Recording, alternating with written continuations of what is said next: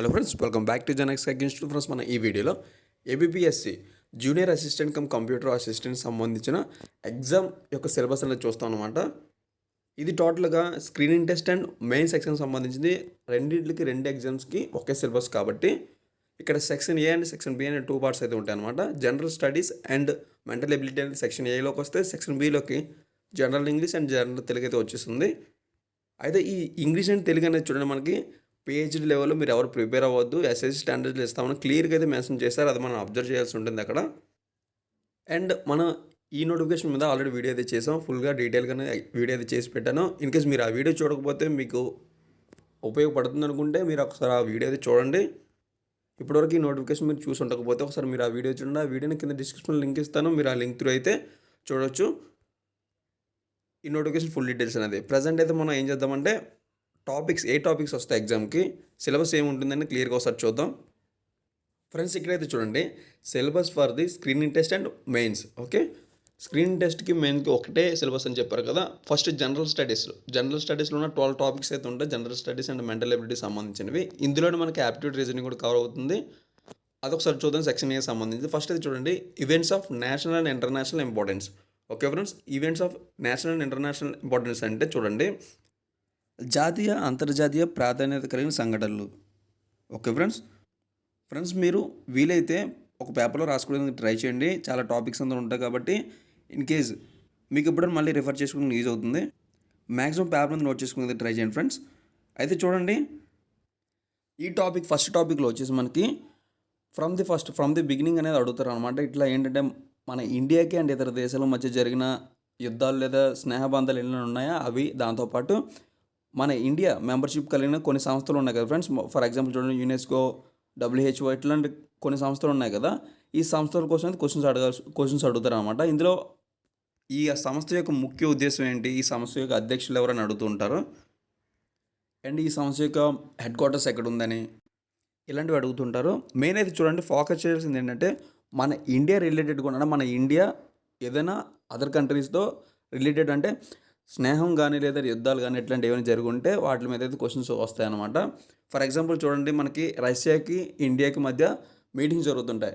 Meetings ఇంతకుముందు ఎప్పుడో జరిగినవి అడుగుతుంటారు. మనకి కరెంట్ అఫైర్స్ సంబంధించింది మనకి సెకండ్ దాంట్లోకి వస్తుంది. ఇది ఫస్ట్ నేను చెప్పేది ఫస్ట్ పార్ట్ అనమాట. ఫస్ట్ టాపిక్ జాతీయ అంతర్జాతీయ ప్రాధాన్యత కలిగిన సంఘటనలు అనమాట. సెకండ్ అయితే చూడండి, ఇప్పుడు second one current affairs international, national, religion అడిగారు. అయితే చూడండి, కరెంట్ ప్రజెంట్ జరిగేవి అనమాట. అంతర్జాతీయ, జాతీయ అండ్ ప్రాంతీయ. అంటే చూడండి, మనకు ప్రాంతీయ అంటే మనకి ఆంధ్రప్రదేశ్లోకి వస్తుంది. ప్రాంతీయ వర్తమాన అంశాలకు సంబంధించిన క్వశ్చన్స్ అడుగుతారు అనమాట. ఇందులో మనకి లేటెస్ట్గా ఏముంటాయి అంటే, మనకు లేటెస్ట్గా అంటే 1 year from last 1 year to now అనేది మీరు చదవాల్సి ఉంటుంది. అంటే లేటెస్ట్ కరెంట్ అఫైర్స్ ఏమన్నా అవైతే చదవాల్సి ఉంటుంది. మీకు అంత టైం లేదనుకుంటే లాస్ట్ 6 months చదవడానికి అయితే ట్రై చేయండి. అయితే ఇందులో ఇంపార్టెంట్ పాయింట్స్ ఏంటంటే, మీకు ఆల్రెడీ ఫస్ట్ పాయింట్లు చెప్పాను కదా, ఏదైనా సంస్థ ఒకటి ఉందంటే ఆ సంస్థ ప్రజెంట్ అంటే రీసెంట్గా ఏదైనా చేస్తే, ఓకే, ఆ సంస్థ యొక్క లేటెస్ట్ మీటింగ్స్ ఏమైనా జరిగాయా, అయితే జరిగితే ఎక్కడ జరిగాయి, ఆ మీటింగ్ యొక్క ముఖ్య ఉద్దేశం ఏంటనేది మీరు తెలుసుకోవాల్సి ఉంటుందన్నమాట. అలాగే ఆ సంస్థకు ప్రజెంట్ అధ్యక్షుడు ఎవరు అనేది కూడా మీకు తెలుసుకోవాల్సి ఉంటుంది. అండ్ స్పోర్ట్స్ ఈవెంట్స్ ఉంటాయి కదా, sports events, awards and Nobel prices ఇట్లాంటివి కూడా ఈ కరెంట్ అఫైర్స్లో కవర్ అవుతాయి. ఓకే ఫ్రెండ్స్, నెక్స్ట్ టాపిక్ వచ్చేసి థర్డ్ టాపిక్ చూడండి, general science and it applications. Okay, its applications to the day to day life. Okay, అదైతే మీరు అబ్జర్వ్ చేయండి, day to day life, it's application day to day life అని అడిగారు. Contemporary development in science and technology and IT. ఒక చూడండి, information technology అని క్లియర్గా మనకు మెన్షన్ చేశారు అక్కడ. మనకి థర్డ్ టాపిక్లో వచ్చి చూడండి, మనకి ఏం కవర్ అవుతాయి అంటే జీవశాస్త్రం, భౌతిక శాస్త్రం, రసాయన శాస్త్రాలు ఇవన్నీ కవర్ అవుతాయి. ఇందులో మనకు బేసిక్స్ వరకు మీరు చూసుకోవడానికి ట్రై చేయండి. ఫర్ ఎగ్జాంపుల్ చూడండి, ఫిజిక్స్లో ఇన్నోవేషన్స్ ఉంటాయి. ఇన్నోవేషన్స్ ఎవరు కనుక్కున్నారు, ఏంటి వాళ్ళ నేమ్స్ ఏంటి, ఇట్లాంటి కనుక్కోవాల్సి ఉంటుంది. అంటే ఫర్ ఎగ్జాంపుల్ చూడండి, న్యూటన్స్లా, ఎలక్ట్రిక్కి సంబంధించి ఫిజిక్స్లా కొన్ని ఉంటాయి, అవి కూడా మీరు చూసుకోవాల్సి ఉంటుందన్నమాట. కెమిస్ట్రీ అయితే మీరు చూడండి, ఎలిమెంట్స్ ఉంటాయి కదా, ఫస్ట్ 30 ఎలిమెంట్స్ ఉంటాయి. 30 ఎలిమెంట్స్ అయితే మీరు ఒకసారి చూడాల్సి ఉంటుంది. మెటీరియల్స్ చూడండి, కెమిస్ట్రీకి సంబంధించిన దాంట్లో మెటీరియల్స్, సాలిడ్, లిక్విడ్, గ్యాస్ ఇట్లాంటి వాటి మీద క్వశ్చన్స్ అడుగుతూ ఉంటారు. ఈ మెటీరియల్స్ కూడా చూడండి ఎట్లా అడుగుతారంటే questions, solid to liquid convert అయితే దాన్ని ఆ కన్వర్జేషన్ ఏమంటారు, లిక్విడ్ టు సాలిడ్ అయితే ఏమంటారు, వేపరైజేషన్ ఇట్లా ఉంటాయి కదా, ఈ క్వశ్చన్స్ అయితే అడుగుతుంటారు అనమాట. ఇవన్నీ మీరు బేసిక్స్ అయితే చూడండి, ఎక్కువ డీప్కి వెళ్ళడానికి అయితే ట్రై చేయొద్దు. నెక్స్ట్ ఇందులో మనకి చూడండి సైన్స్ అండ్ టెక్నాలజీ సంబంధించింది అండ్ దాంతోపాటు ఐటీ సంబంధించింది కూడా అడిగారు కదా. లేటెస్ట్గా ఐటీకి సంబంధించిన ఏమైనా లాంచ్ అయ్యి ఉంటే మీరు అవి కూడా చదవాల్సి ఉంటుంది. అండ్ దాంతోపాటు సైన్స్ అండ్ టెక్నాలజీ అంటే మనకి చూడండి ఫర్ ఎగ్జాంపుల్ లేటెస్ట్గా జరిగిన ఏదైనా రీసెర్చెస్ అంటే రాకెట్ లాంచెస్ ఏమైనా జరిగినాయా, మన ఇండియా ఏదైనా రాకెట్ లాంచ్ చేసిందా, రాకెట్ లాంచ్ చేస్తే దాని నేమ్ ఏంటి, అసలు దానికి సంబంధించిన ముఖ్య ఉద్దేశం ఏంటనేది మీకు తెలుసుకోవాల్సి ఉంటుంది. ఫర్ ఎగ్జాంపుల్ ఇంకోటి విషయం ఏంటంటే నాసా సంబంధించిన ఏమైనా ఉన్నాయా, లేదంటే లేటెస్ట్గా మనకి పంపిన టెలిస్కోప్ ఏంటి. చూడండి లేటెస్ట్గా మనకు ఒక టెలిస్కోప్ పంపించారు, అలాంటి టెలిస్కోప్ ఇంతకు ముందు కూడా పంపించారు. ఆ టెలిస్కోప్కి ఇప్పుడు పంపించిన టెలిస్కోప్కి డిఫరెన్స్ ఏంటి, ఇట్లాంటి క్వశ్చన్స్ అన్ని అడుగుతూ ఉంటారు. అవి ఒకసారి కూడా మనం చూడాల్సి ఉంటుంది. నెక్స్ట్ అయితే చూడండి ఫోర్త్ వన్ అయితే social economic and political history of modern India with emphasis on Andhra Pradesh. Okay, ఇక్కడ మన క్లియర్గా మెన్షన్ చేశారు మోడర్న్ ఇండియా అని అడిగారు. Okay, social economic and political history of modern India అని మాత్రం అడిగారు. ఓకే, హిస్టరీ అనేది మోడర్న్ ఇండియా అని మాత్రం చదవండి. అండ్ దాంతోపాటు ఆంధ్రప్రదేశ్కి రిలేటెడ్గా ఉన్న హిస్టరీ కొంచెం ఎక్కువ చదవడానికి అయితే ట్రై చేయండి. అది కూడా ఏంటంటే ఉద్యమాలు ఉంటాయి కదా, ఉద్యమాలు, అధ్యక్షతలు అండ్ మన ఇండిపెండెన్స్ కోసం జరిగిన కొన్ని ఇవి ఉంటాయి కదా, అవి అయితే చదవండి. ఫుల్గా ఏంటంటే సామాజిక, ఆర్థిక, రాజకీయ విషయాలు, అది కూడా మోడర్న్ ఇండియా ఫ్రమ్ సిపాయి తిరుగుబాటు నుంచి అయితే చదవడానికి ట్రై చేయండి. సిపాయి తిరుగుబాటు మీకు ఐడియా ఉంటుంది. సిపాయి తిరుగుబాటు నుంచి ఉన్న హిస్టరీ మొత్తం చదవడం కదా, ఒకసారి ట్రై చేయండి. నెక్స్ట్ చూడండి ఫిఫ్త్తో వచ్చేసి మనకి ఇండియన్ పాలిటీ అండ్ గవర్నెన్స్ అడిగారు కదా. ఇందులో మనకి చాలా డిఫరెంట్ ఉన్నాయి. కాన్స్టిట్యూషనల్ ఇష్యూస్ ఉన్నాయి, పబ్లిక్ పాలసీస్ ఉన్నాయి, రిఫార్మ్స్ ఉన్నాయి అండ్ ఈ గవర్నెన్స్ కూడా ఉన్నాయి. ఇవన్నీ దేనికి సంబంధించి విత్ రిఫరెన్స్ టు అక్కడ చూడండి ఆంధ్రప్రదేశ్ అని క్లియర్గా మెన్షన్ చేస్తారు. ఓకే, ఆంధ్రప్రదేశ్ సంబంధించిన ఏమన్నా ఫర్ ఎగ్జాంపుల్ నేను చెప్తాను చూడండి, కొన్ని టాపిక్స్ అనేది చెప్తాను. ఇందులో చూడండి లేటెస్ట్ న్యూస్ అంటే గవర్నమెంట్ నుంచి లేటెస్ట్గా ఏదో న్యూస్ వచ్చిందా అంటే స్కీమ్కి సంబంధించిన న్యూస్, అట్లాగే సెక్యూరిటీ ఫెసిలిటీస్ అంటే లేడీస్ కిడ్స్కి సంబంధించిన సెక్యూరిటీ స్కీమ్స్ అంటే అలాంటి ఫెసిలిటీస్ ఏమైనా వచ్చినాయా, దానికి సంబంధించినవి కానీ అండ్ రాజ్యాంగ సమస్యలు ఏమైనా ఉన్నాయా, ప్రభుత్వ విధానాలు, సంస్కరణలు అండ్ ఈ గవర్నెన్స్ ఉంటాయి కదా, ఇట్లా సంబంధించిన ఏమైనా క్వశ్చన్స్ ఉంటే మీరు అవి చదవాల్సి ఉంటుంది. దీని టోటల్ మనం భారతీయ రాజకీయ వ్యవస్థ అండ్ పరిపాలన అని చెప్పొచ్చు. ఈ టాపిక్స్ అయితే మీరు కవర్ చేయడానికి ట్రై చేయండి 5th పాయింట్ నుంచి. నెక్స్ట్ అయితే చూడండి 6th economic development in India since independence with emphasis of Andhra Pradesh. Okay, భారత ఆర్థిక అభివృద్ధి ఎలా ఉంది, ఇండిపెండెన్స్ వచ్చిన దగ్గర నుంచి భారత ఆర్థిక అభివృద్ధి ఎలా ఉంది అనే దాని మీద క్వశ్చన్స్ అయితే అడుగుతారు అనమాట. 6th పాయింట్ అయితే టోటల్గా అది. ఇందులో మనకి ఏంటంటే కవర్ చేసేవి పంచవర్ష ప్రణాళికలు ఉంటాయి కదా ఫ్రెండ్స్, ఆ ప్రణాళికకి సంబంధించినవి అండ్ వాటి ముఖ్య ఉద్దేశాలు ఏంటి అండ్ అదర్ ఫుల్ డీటెయిల్స్ మీరు ఒకసారి చూడాల్సి ఉంటుంది. దాంతోపాటు బడ్జెట్ సమావేశాలు జరుగుతాయి కదా, ఈ బడ్జెట్ సమావేశాలకు సంబంధించినవి అండ్ అలాగే ఇండియా ఎకనామీకి సంబంధించి కొన్ని కరెంట్ అఫైర్స్ ఉంటాయి, అవి కూడా మీరు ఒకసారి చదవండి. కొన్ని మీన్స్ అదర్ టాపిక్స్ కొన్ని ఉంటాయి, అవి మీరు చదవాల్సి ఉంటుంది. నెక్స్ట్ వచ్చేసి 7th టాపిక్ చూడండి physical Geography of Indian. Okay, sub continent and Andhra Pradesh. Okay, దేనికన్నా చూడండి మీకు ఆంధ్రప్రదేశ్తో లింక్ అయి ఉన్నదో మాకు ఇక్కడ చెప్తున్నారు. ఆంధ్రప్రదేశ్ అని అనగానే మీకు ఆంధ్రప్రదేశ్ అండ్ ఇండియా మాత్రం చదవండి, మీరు ఇంటర్నేషనల్ వరకు వెళ్ళవసరం లేదు.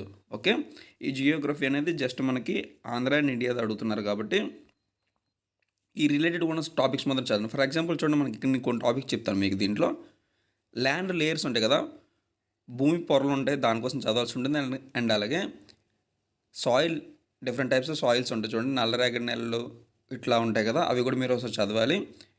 వనరులు, పంట పొలాలు, అడవులు, నదులు, అక్షాంశాలు, రేఖాంశాలు, ఈ టాపిక్స్ కూడా దీంట్లో కవర్ అవుతాయి కాబట్టి మీరు ఈ టాపిక్స్ అనేది దీంట్లో నుంచి కవర్ చేసుకోవాలి. ఈ టాపిక్స్ అయితే ఖచ్చితంగా క్వశ్చన్స్ అడుగుతారు, మినిమం 10 క్వశ్చన్స్ అయితే వచ్చే అవకాశం ఉంది కాబట్టి ఈ టాపిక్ అయితే మీరు మిస్ అవ్వద్దు. ఈ టాపిక్స్ అన్నీ ఆల్రెడీ మనం చదివిన టాపిక్సే కాబట్టి మీరు ఒకసారి రెఫర్ చేయడానికి ట్రై చేయండి. ఇవన్నీ మనకు క్లియర్గా 10th క్లాస్ బుక్స్లో కూడా దొరుకుతుంటాయి, మీరు ఒకసారి చూడండి. 10th 9th క్లాస్లో బుక్స్లో దొరుకుతుంటాయి, మీరు టాపిక్స్ అక్కడి నుంచి అయితే గ్యాదర్ చేయొచ్చు. నెక్స్ట్ టాపిక్ చూడండి 8th అనేది డిజాస్టర్స్ మేనేజ్మెంట్. ఓకే, విపత్తు నిర్వహణ సంబంధించింది ఇది.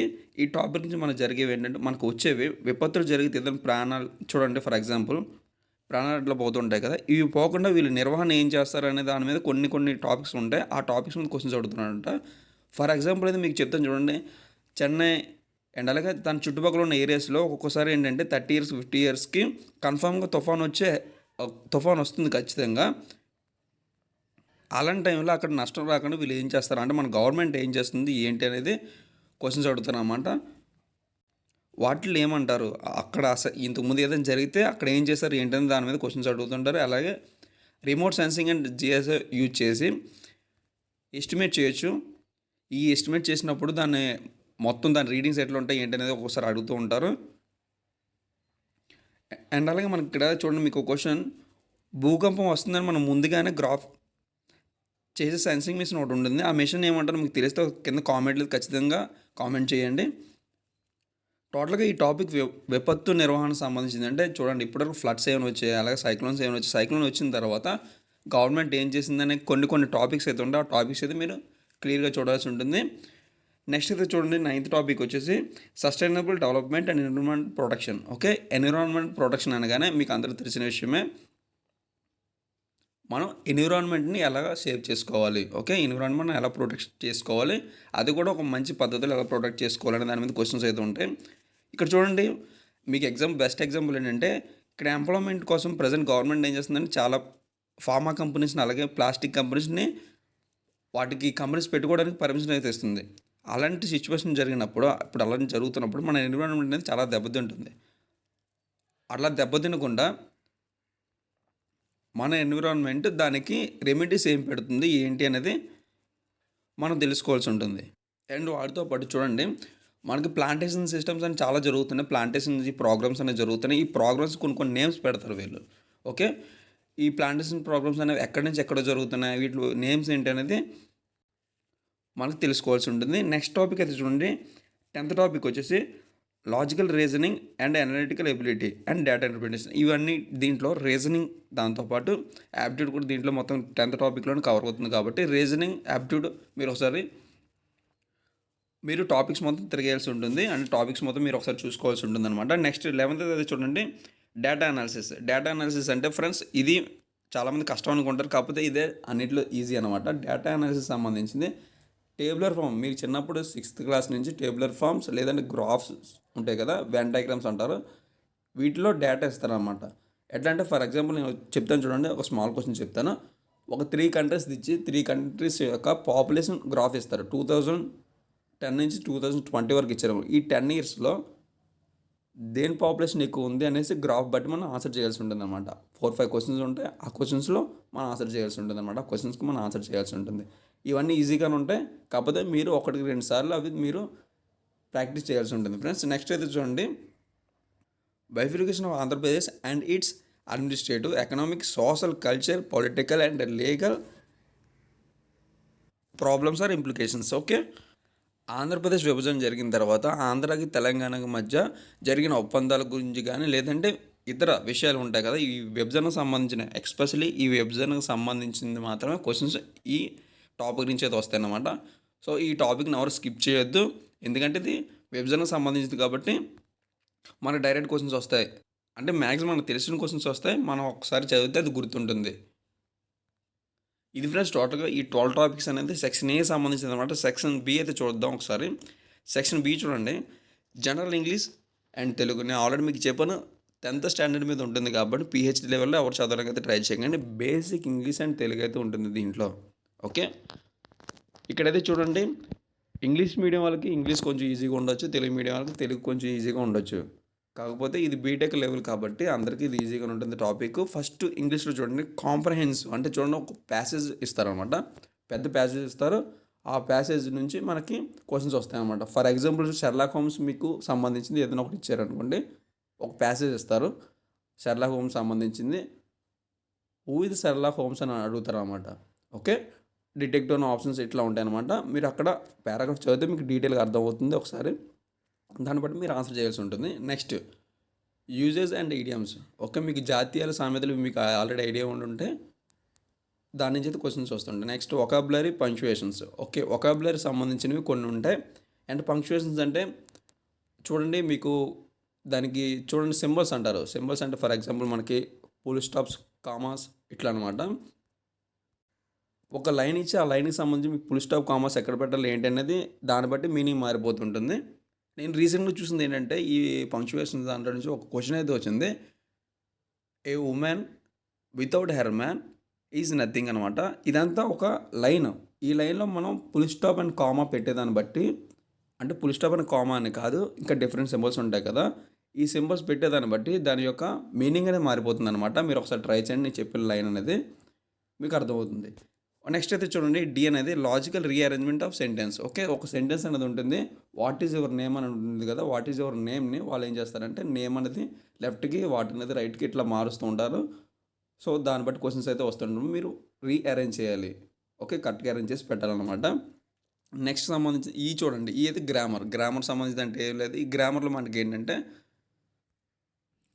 ఆర్టికల్స్, స్పెల్లింగ్స్ ఇట్లాంటివి ఉంటాయన్నమాట దీంట్లో ఇవి. ఇంగ్లీష్ సంబంధించి టోటల్‌గా ఇది. నెక్స్ట్ తెలుగు అయితే చూడండి. Synonyms and vocabulary. సినానిమ్స్ అంటే చూడండి నా నానార్థాలు ఇట్లా అంటారు కదా! నానార్థాలకు సంబంధించిన అయితే వస్తాయి. అండ్ గ్రామర్ అంటే తెలుగు గ్రామర్ చాలామంది తెలిసిందే.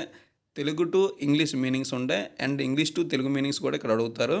And uses and idioms. Okay. మనకి ఇది ఇంగ్లీష్ టాపిక్‌లో కూడా వచ్చింది. అండ్ తెలుగులో కూడా ఇవి ఉంటాయి. చెప్పాను కదా! జాతీయాలు, సామెతలని ఈ టాపిక్స్ ఉంటాయి. ఈ టాపిక్స్ నుంచి వస్తాయి. టోటల్‌గా ఇది ఫ్రెండ్స్ మనకి సెక్షన్ ఏ అండ్ సెక్షన్ బికి సంబంధించిన టోటల్ సిలబస్ అనేది. ఇన్‌కేస్ మీకు ఇందులో ఏదైనా డౌట్ ఉంటే చూడండి 1 నుంచి 12లో మీకు ఏం డౌట్స్ ఉంటే అండ్ అలాగే సెక్షన్ ఏలో, సెక్షన్ బిలో మనకి ఇంగ్లీష్ అండ్ తెలుగులో మీకు ఏం డౌట్స్ ఉంటే అంటే పర్టికులర్ ఈ టాపిక్ కోసం నాకు ఏదైనా డౌట్ ఉందంటే కింద మనకి కామెంట్ సెక్షన్‌లో మీరు కామెంట్ పెట్టండి. దానికి బట్టి నేను వీడియో చేయడానికి ట్రై చేస్తాను. అండ్ అలాగే మీకు ఏదైనా ఈ నోటిఫికేషన్ సంబంధించిన డౌట్స్ ఏమైనా ఉంటే మీరు ఏం చేస్తారంటే టెలిగ్రామ్ గ్రూప్ కింద నేను డిస్క్రిప్షన్‌లో ఇస్తాను. అలా కామెంట్ బాక్స్‌లో కూడా పిన్ చేసి పెడతాను. మీరు డైరెక్ట్‌గా డిస్కషన్ చేయాలనుకుంటే అంటే ఈ టాపిక్ సంబంధించింది కానీ లేదంటే ఈ 12 టాపిక్స్‌లో ఏదైనా మీకు డౌట్స్ ఉన్నది డిస్కస్ చేయాలనుకుంటే లేదంటే ఎవరితోనో ప్రిపేర్ అవ్వాలనుకుంటే మీరు ఆ టెలిగ్రామ్ గ్రూప్‌లో అయితే జాయిన్ అవ్వండి. మీకు కావాల్సిన క్వెషన్ అక్కడ మీరు అడగడం వల్ల ఎవరైనా తెలియని వాళ్ళు కూడా తెలుసుకుంటారనమాట. ఆ క్వెషన్ దానికి ఆన్సర్ ఏంటి, ఎట్లా వచ్చింది, ఏంటి అనేది కూడా తెలుసుకుంటారు. సో, ఒక డిస్కషన్ లాంటిది అంటే గ్రూప్ డిస్కషన్ లాంటిదనమాట అది. ఇంట్రెస్ట్ ఉన్న క్యాండిడేట్స్ ఆ గ్రూప్‌లో ప్రిపేర్ అవ్వాలనుకున్న గ్రూప్‌లో అయితే జాయిన్ అవ్వండి. అండ్ ఈ video me friends and family మెంబర్స్‌కి ఎవరికి యూజ్ అవుతుందో షేర్ చేయండి. మీకు నచ్చినట్లయితే లైక్ చేయండి. అండ్ అలాగే మన ఛానల్ కొత్తగా వచ్చిన వాళ్ళైతే సబ్స్క్రైబ్ చేసుకోవడం మర్చిపోకండి. And thanks for watching friends. Next వీడియోలో మళ్ళీ కలుద్దాం.